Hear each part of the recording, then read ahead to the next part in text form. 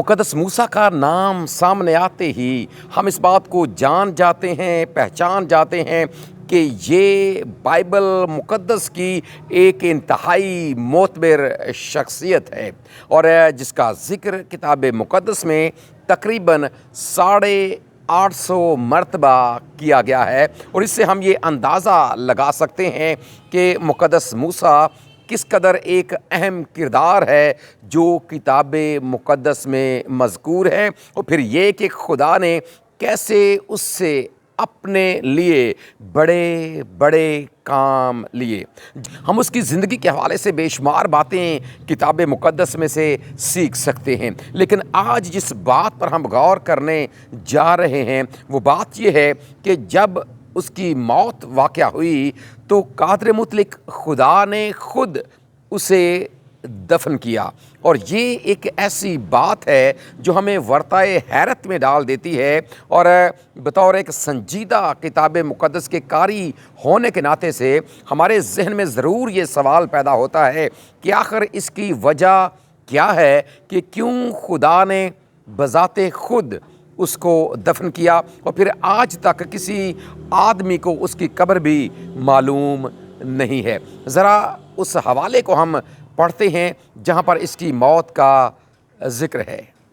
बस खुदावंद के बंदा मूसा ने खुदावंद के कहे के मुआफ़िक वहीं मुआब के मुल्क में वफ़ात पाई, और उसने उसे मुआब की एक वादी में बैत फ़गूर के मुकाबिल दफन किया, पर आज तक किसी आदमी को उसकी कब्र मालूम नहीं। देखिए, यहाँ पर एक बड़ी अहम बात है, और वो ये कि उसने उसे दफन किया, और यहाँ पर उससे मुराद कादिर मुतलक खुदा है, और उसे दफन किया से मुराद उसका बंदा मुक़द्दस मूसा है। यानी ये एक ऐसा काम है जिसमें किसी इंसान की शिरकत नहीं है।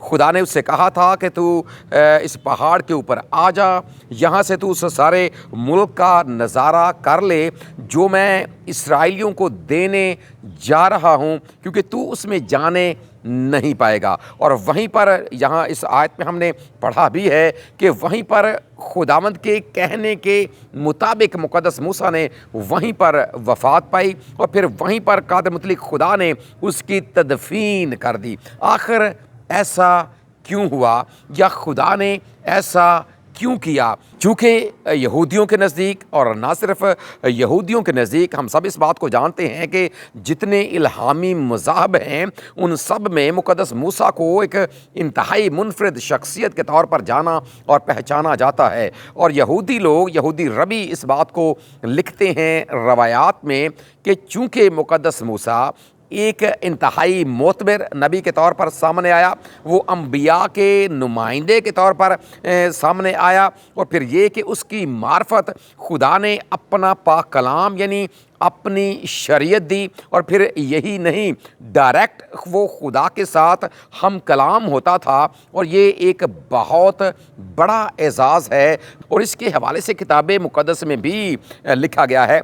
आइए ज़रा उस आयत मुक़द्दसा को भी पढ़ लेते हैं जिसमें इस बात का बयान है कि खुदा कादिर मुतलक उससे खुद बराह रास्त कलाम करता था, और उस वक्त से अब तक बनी इसराइल में कोई नबी मूसा की मानद जिससे खुदावंद ने रूबरू बातें की नहीं उठा।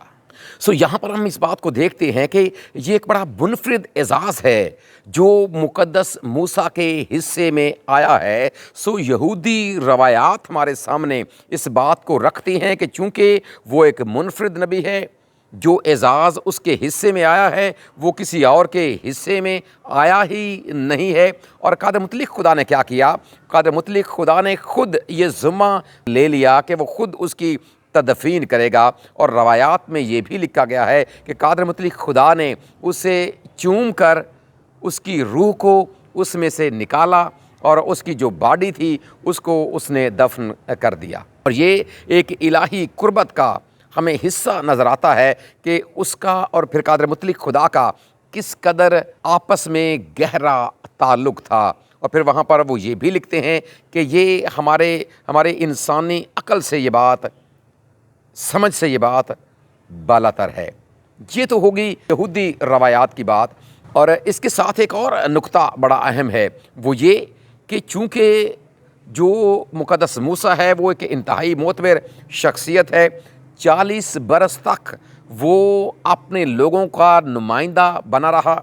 ना सिर्फ वो खुदा के साथ हम कलाम होता, बल्कि इसके साथ खुदा की बातें लोगों को भी बताता और उनकी रहनुमाई भी करता था। सो उनके रहबर और उनके रहनुमा के तौर पर उसने 40 बरस गुजारे। खुदा ने उसे खुद इसलिए दफन किया कि कहीं ऐसा ना हो, इस्राएली लोग हैं, ये रहे हैं 400 साल तक मुल्क मिस्र में।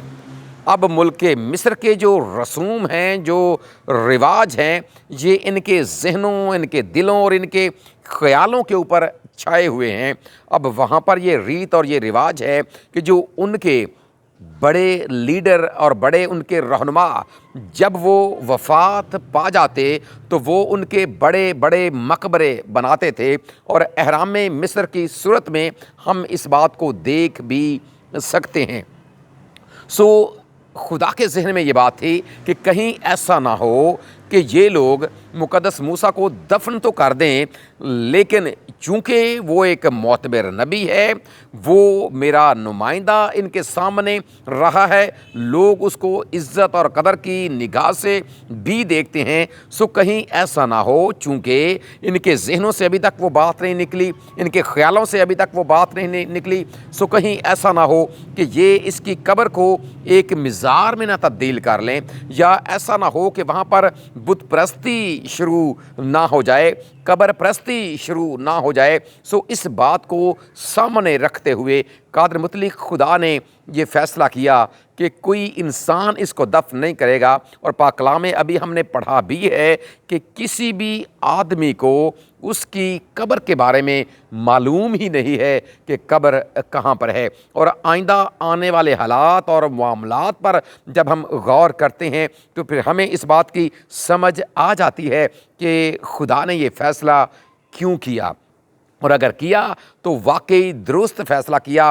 क्योंकि अगर या इस्राएल के लोग मिलकर उसे दफन करते तो फिर यकीनन उसकी जो कब्र थी वो एक मज़ार में तब्दील हो जाती, वो एक बुत परस्ती के माहौल में तब्दील हो जाती। और सिर्फ़ उस वक्त ही नहीं, बल्कि मुमकिन था कि आज तक लोग वहाँ पर जाते और लोग कब्र परस्ती और इस तरह की रसूमात में वो शरीक हो सकते थे। इसलिए कादर मुतलिक खुदा ने ये हिकमत से भरपूर फ़ैसला किया ताकि कहीं जो इस्राएली हैं वो इस गुनाह में ना गिर जाएं। और इसके साथ जब हम मसीही रवायात की बात करते हैं या मसीहत के हवाले से बात करते हैं तो एक हवाला हमारे सामने इस मामले में आता है। ज़रा उस हवाले को भी पढ़ लेते हैं कि वहाँ पर क्या लिखा। 6 दिन के बाद यीशु ने पतरस और याकूब और उसके भाई यूहन्ना को हमरा लिया और उन्हें एक ऊंचे पहाड़ पर अलग ले गया, और उनके सामने उसकी सूरत बदल गई और उसका चेहरा सूरज की मानद चमका और उसकी पोशाक नूर की मानद सफ़ेद हो गई। और देखो, मूसा और एलिया उसके साथ बातें करते हुए उन्हें दिखाई दिए। इस हवाले में खुदा यीशु मसीह के साथ मुक़द्दस मूसा और मुक़द्दस एलिया दिखाई देते हैं। और इसके बारे में भी कुछ ऐसी हमें तशरीहात मिलती हैं जिसमें ये लिखा गया है कि खुदा ने मुक़द्दस मूसा के बदन को एक ख़ास तरीके के साथ उसको महफूज कर लिया, और महफूज करने के बाद उसे खुदा अपने साथ ऊपर ले गया। और इसलिए यहाँ पर वो खुदावंद यीशु मसीह के साथ और एलिया के साथ हमें नज़र आता है। चूँकि हम इस बात को भी जानते हैं कि जिस तरह मुक़द्दस मूसा की कब्र का किसी को इल्म नहीं है, मुक़द्दस एलिया के बारे में हम जानते हैं कि उसे भी ज़िंदा उठा लिया गया था। सो ये रवायत की बात है, लेकिन किताब मुक़द्दस इसके बारे में खामोश है। अब हमने ये देखना है कि इन सब में कौन सी बात ज़्यादा मोतबर है। कोई भी किसी भी नज़रिए के साथ या किसी भी बात के साथ मुत्फिक हो सकता है, लेकिन मेरी दानिश में जो बात मुझे सबसे ज़्यादा इन सारी बातों में मुनासिब लगी है वो ये कि उसके पीछे यही एक राज था कि कहीं ऐसा ना हो कि जो इसराइली हैं वो बुत परस्ती में पड़ जाएं, वो मज़ार परस्ती में पड़ जाएं, वो कब्र परस्ती में ना पड़ जाएं। इस बात को सामने रखते हुए कादर मुतल्लिक खुदा ने उसकी तदफीन खुद की। आप इसके हवाले से क्या जानते हैं, या आपके पास इसके बारे में क्या मालूमात है? कमेंट सेक्शन में इसका इजहार ज़रूर कीजिएगा। खुदावंद आप सबको बहुत ज़्यादा बरकत दे। आमीन।